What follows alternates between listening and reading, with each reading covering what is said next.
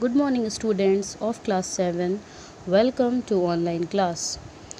Students, today we all are going to learn about the third chapter of history, and the name of this chapter is the Delhi Sultanate. Children, in this chapter we will discuss about the slave dynasty, the Khilji dynasty, the Tughlaq dynasty, and the Said dynasty, the Lodi dynasty, and reasons for downfall. So, students, let's start chapter 3. The period from 1206 to 1526 is famous as the age of the Delhi Sultanate in the history of India.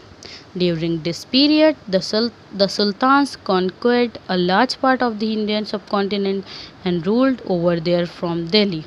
Their capital, the Sultanate of Delhi, was comprised of 5 dynasties. Sources. In order to know about the Sultanate period, we generally depend on travelers' accounts and the writings of the court. Ibn Battuta, Marco Polo, etc. visited India and wrote about the conditions during the time.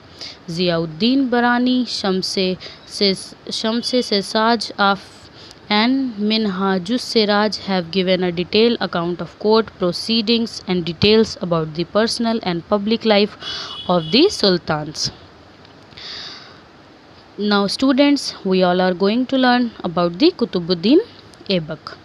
He was the founder of the slave dynasty. He was a slave and trusted general of Muhammad Ghori, originally called Miauzuddin, who had left him as in charge of the territories he had conquered in the Indian subcontinent. After Muhammad Ghori's death, he set up an independent kingdom with his headquarters at Lahore and thus laid the foundation of the Delhi Sultanate.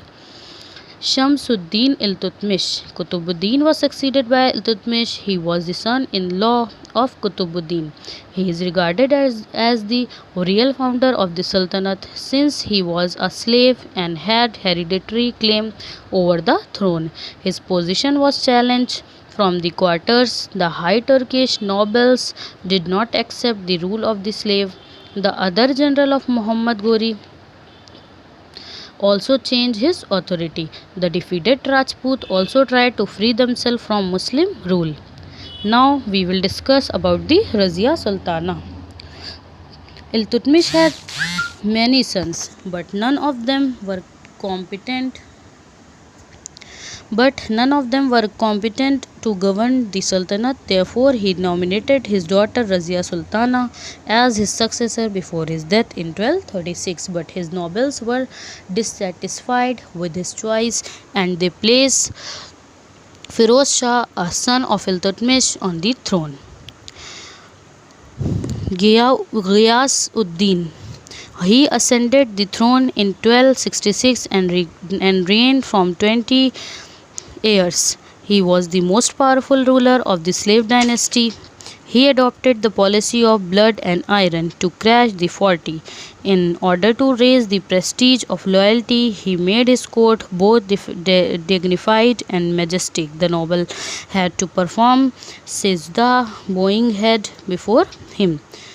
Balban died in 1286. His successors were weak and inefficient. A Khalji noble named Jalaluddin Khalji occupied the throne of Delhi. Thus, the slave dynasty came to an end in 1290. Now we will discuss the Khalji dynasty. The Khalji sultans ruled over Delhi from nearly 3 decades. During their rule, they consolidated and expanded the sultanate further.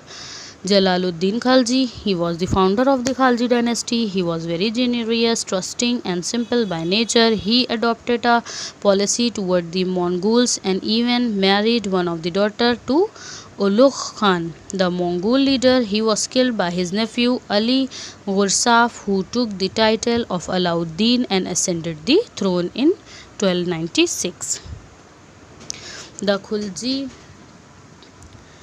The Tughlaq dynasty.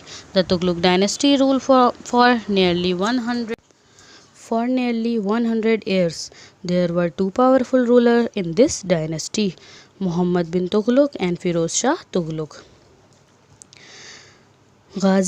Malik, better known as Ghiyasuddin Tughlaq, was the founder of the Tughlaq dynasty. He was a competent ruler. He followed a vigorous foreign policy. He reformed judiciary and police department. He reformed judiciary and police department. He died in a pendal collapse while attending a public reception held in his honor after his conquest of Warangal. Muhammad bin Tughlaq, one of the most important rulers of this dynasty, was Muhammad bin Tughlaq ibn Battuta, the North African Arab traveler who visited India during his reign, has left a detailed description of the country under his rule. Muhammad bin Tughlaq was a great scholar, poet, and a good orator. He had a liberal religious outlook. His reign is known for many impractical schemes. He had great ideas and plans, but all of them failed due to his poor judgment and impatient nature. Firoz Shah Tughlaq. After Muhammad bin Tughlaq's death, his cousin Firoz Shah Tughlaq came into power.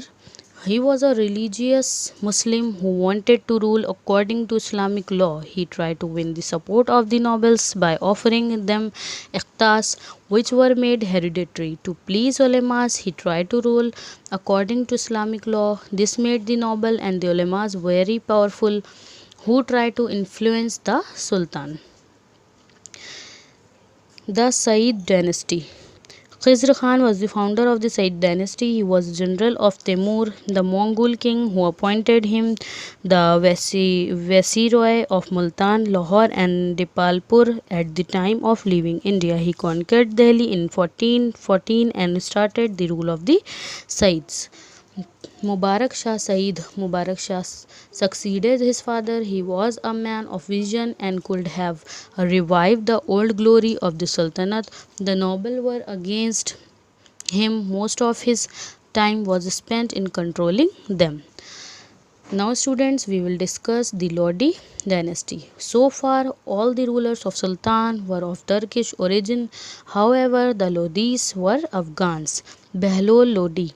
He was the first ruler of the Lodi dynasty. In 1451, he ascended the throne of Delhi after defeating Alam Shah. He was a generous ruler. He tried to consolidate the Sultan. He removed the rebellious governors and appointed loyal Afghans nobles in their places. Sikandar Lodi. He was the most powerful ruler of the Lodi dynasty.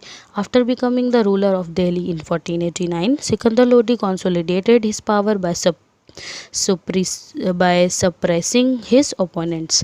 He was successful in extending the boundary of his empire as far as western Bengal. He shifted his capital to a new town which later became famous as the city of Agra. Ibrahim Lodi. In 1517, Ibrahim Lodi ascended the throne of Delhi. He was the son of Sikandar Lodi. He was harsh and cruel by nature.